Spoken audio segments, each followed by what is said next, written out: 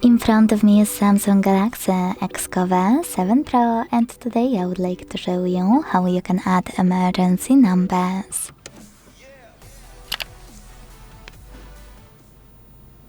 Begin by opening Settings and scrolling down to click on Safety and Emergency.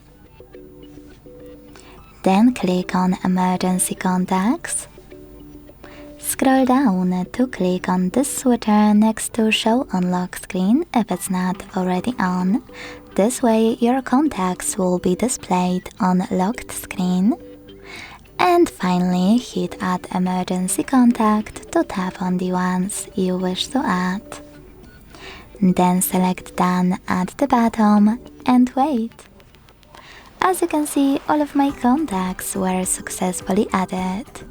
If you wish to edit your list, click on those three dots at the top right corner, select Remove, click on the one you wish to delete and hit Remove at the bottom.